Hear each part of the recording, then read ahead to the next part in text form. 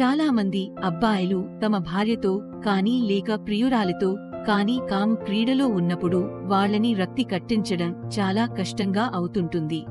అమ్మాయిలకి అబ్బాయిలు అయినంత సంతృప్తి అవ్వరు. దానివల్ల ఇద్దరి మధ్య మనస్పర్ధలు, అనుమానాలు కలుగుతుంటాయి. ఇలా జరగకూడదు అంటే ముందుగా అమ్మాయిల స్పర్శ స్వభావం తెలుసుకోవాలి. వాళ్ళని ఎక్కడ స్పర్శిస్తే వాళ్ళు ఎలా స్పందిస్తారు అనేది తెలుసుకోవాలి. ప్రస్తుత అధ్యయనాల ప్రకారం ఆడవాళ్లకి ముఖం దగ్గర నుండి కాళ్ల వరకు కొన్ని స్పర్శ గ్రంథులు ఉంటాయి. వాటిని మనం స్పర్శిస్తే వాళ్ళు మూడ్లోకి వెంటనే వెళ్లగలుగుతారు. మరియు అబ్బాయిలు కూడా వాళ్ళని ఫోర్స్ఫుల్ గా చేయకూడదు అంటున్నారు అధ్యయనం చేసే పరిశోధకులు. మన గ్రంథాల్లో కూడా దీనిపై చర్చించడం జరిగింది. అమ్మాయిలకి నడుము మరియు పిరుదులు భాగంలో ఎక్కువగా స్పర్శ గ్రంథులు ఉంటాయి.